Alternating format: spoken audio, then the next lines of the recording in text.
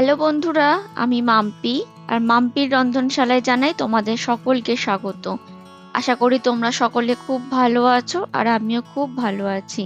প্রতিবারের মতো সম্পূর্ণ আলাদা একটা রেসিপি নিয়ে তোমাদের কাছে চলে এসেছি।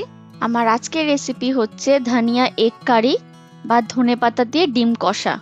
আমরা প্রত্যেকেই ডিমের নানান রেসিপি খেয়েছি। চিরাচরিতভাবে বাড়িতে যেরকম ভাবে ডিম রান্না করা হয়, এই রেসিপির স্বাদ কিন্তু তার থেকে সম্পূর্ণ আলাদা।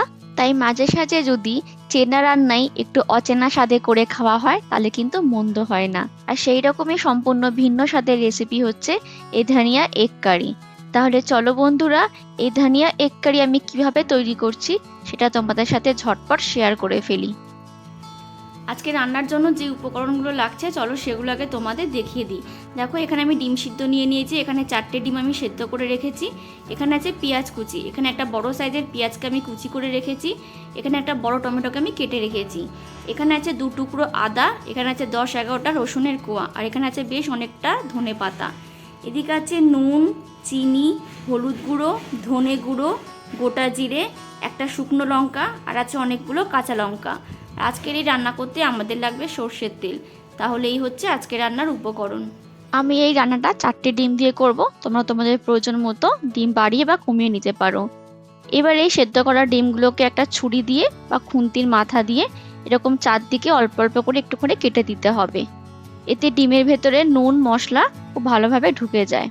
ভিডিওতে ঠিক যেভাবে আমি ডিমগুলোর মধ্যে কাট লাগিয়ে নিচ্ছি, ওইভাবে সবকটা ডিমের মধ্যে অল্প অল্প করে কাট লাগিয়ে নিতে হবে।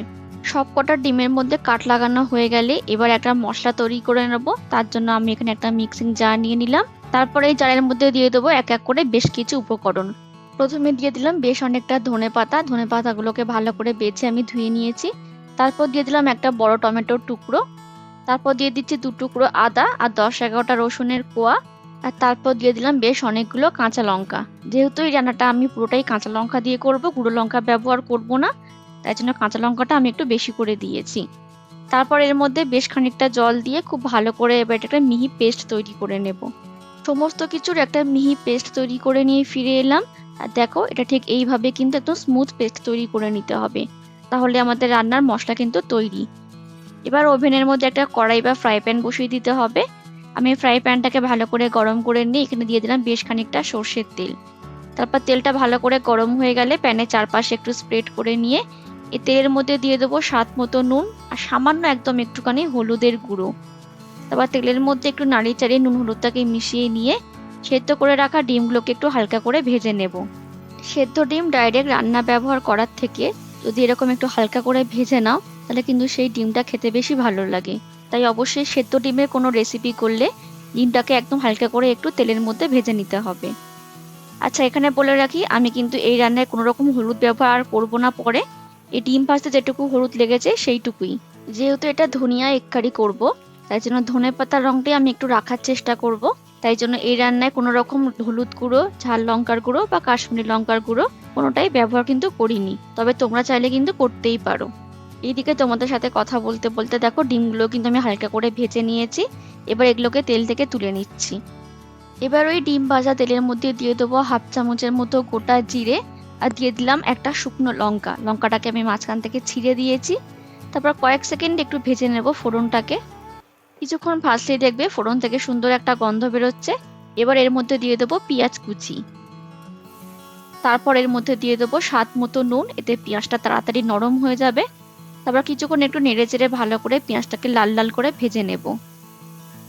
তোমরা চাইলে পেঁয়াজ কুচি কুচি করে দেওয়ার বদলে পেঁয়াজ বেটেও দিতে পারো, তাতেও কোনো রকম অসুবিধা নেই। তবে আমি এখানে পেঁয়াজ একটু ঝিরিঝিরি করে কেটে দিয়ে দিয়েছি। এদিকে পেঁয়াজটা ভাজতে কিন্তু একটু সময় লাগবে, তাই হাই ফ্লেমে 4-5 মিনিট সময় নিয়ে পেঁয়াজটাকে ভালো করে লাল লাল করে ভেজে নিতে হবে। এইদিকে দেখো, পেঁয়াজটা আমি লাল লাল করে খুব ভালো করে ভেজে নিয়েছি। এবার এর মধ্যে দিয়ে দেবো ধনে পাতার পেস্ট, যেটা আমি আগেই করে রেখেছিলাম। সেই পেস্টটা সম্পূর্ণ ঢেলে দেবো। আর তার সাথে দিয়ে দেবো এই সামান্য একটুখানি চিনি আর 1/2 চামচের মতো ধনে গুঁড়ো। এবার সমস্ত কিছু খুব ভালো করে নেড়ে চেড়ে মিশিয়ে নিয়ে ভালো করে একটু কষিয়ে নেব, যতক্ষণ না মশলা থেকে মশলার কাঁচা গন্ধটা একেবারে চলে যাচ্ছে। 3-4 মিনিট সময় নিয়ে মশলাটা খুব ভালো করে আমি কষিয়ে নিচ্ছি। এটাকে আমি আরো 2-1 মিনিটের মতো কষিয়ে নেব। এইদিকে দেখো মশলাটা খুব ভালো করে আমি কষিয়ে নিয়েছি। মশলার মধ্যে একটা যে জল জলে ভাব ছিল সেটা কিন্তু শুকিয়ে গেছে। এবার এর মধ্যে দিয়ে দেবো জল। মিক্সিং জারের মধ্যে অনেকটা মশলা লেগেছিল, তাই তার মধ্যে 1 কাপের মতো জল দিয়ে ভালো করে জারটাকে ধুয়ে সেই জলটা আমি এর মধ্যে দিয়ে দিলাম। এই রেসিপিটা কিন্তু একটু গা মাখা মাখাই হবে, তাই জলটা কিন্তু সেই বুঝে দিতে হবে। এইদিকে দেখো মশলার সাথে জলটাকে আমি খুব ভালো করে মিশিয়ে নিলাম। এবার গ্রেভিটাকে খুব ভালো করে একটু ফুটতে দেব। গ্রেভিটা খুব ভালোভাবে ফুটে উঠেছে। এবার একটু নাড়ি চাড়িয়ে নিয়ে এর মধ্যে দিয়ে দেবো ভেজে রাখা ডিমগুলো। সমস্ত ডিম আমি গ্রেভির মধ্যে দিয়ে দিচ্ছি। ডিমগুলো গ্রেভির মধ্যে দেওয়া হয়ে গেলে একটু হালকা হাতে নাড়িয়ে চাড়িয়ে নিয়ে ঢাকা দিয়ে 5 মিনিটের মতো একটু রান্না করে নেব। এতে মশলাটা খুব ভালোভাবে ডিমের মধ্যে ঢুকে যাবে। ফিরে এলাম 5-6 মিনিট পর। এবার আমি ঢাকনাটাকে সরিয়ে নিচ্ছি। আর দেখো গ্রেভিটা কিন্তু আগের থেকে অনেকটাই ঘন হয়ে গেছে। এবার এখানে একটু নাড়ি চাড়িয়ে দেবো যাতে না তলায় লেগে যায়। এই সময় নুনটাও একটু চেক করে নিতে হবে। তোমাদের রান্নায় নুন কম হলে নুনটা এই সময় দিয়ে ভালো করে একটু মিশিয়ে নিতে হবে। আমার রান্নায় নুন ঠিকঠাকই ছিল, তাই আমাকে দ্বিতীয়বার আর নুন দিতে হলো না। তবে আমি একটা হাতার সাহায্যে এই গ্রেভিগুলোকে অল্প অল্প করে নিয়ে ডিমের ওপরে দিয়ে দিচ্ছি। আমি গ্রেভিটাকে আরেকটু শুকনো করব, গা মাখা মাখা করব। তাই জন্য এখানে আমি আরও 1-2 মিনিটের মধ্যে একটু রান্না করে নেব, তবে আর ঢাকা দেব না। ঢাকা খোলা অবস্থাতেই রান্না করে নেব। আমি আরও 1.5-2 মিনিটের মতো একটু রান্না করে নিয়েছি। আর গ্রেভিটা খুব সুন্দরভাবে ঘন হয়ে গেছে। আমি এই টেক্সচারটাই রাখবো। আমাদের আজকে ধনিয়া এগ কারি কিন্তু একদম রেডি। এবার এটাকে আমি নামিয়ে নিয়ে পরিবেশন করব। তাহলে বন্ধুরা, আমার আজকের রেসিপি ছিল ধনিয়া এগ কারি বা ধনেপাতা দিয়ে ডিম কষা। এটা গরম গরম ভাতের সাথে পরিবেশন করার জন্য সম্পূর্ণ রেডি হয়ে গেছে। আর ভাত ছাড়াও রুটি, পরোটা যে কোনো কিছুর সাথে কিন্তু তোমরা এই ধনিয়া এগ কারি পরিবেশন করতে পারো। খেতে কিন্তু খুবই ভালো লাগে। ডিমের একটু অন্যরকম স্বাদ পেতে তোমরা কিন্তু এই রেসিপিটা বাড়িতে ট্রাই করতে পারো। খেতে কিন্তু ভালোই লাগে। তাহলে আমার আজকের রেসিপি ধনিয়া এগ কারি তোমাদের কেমন লাগলো প্লিজ কমেন্ট করে জানিও। ভালো লাগলে প্রতিবারের মতো একটা লাইক করে দিও। আর যেসব বন্ধুরা আমার চ্যানেলে নতুন ভিডিও দেখছো তারা আমার চ্যানেলটাকে সাবস্ক্রাইব করে নিয়ে আমার পাশে থেকো। দেখা হবে এইরকমই ভিন্ন স্বাদের আরো অনেক রেসিপি নিয়ে খুব তাড়াতাড়ি। ততক্ষণের জন্য ভালো থেকো, সুস্থ থেকো এবং অবশ্যই সাবধানে থেকো। টাটা।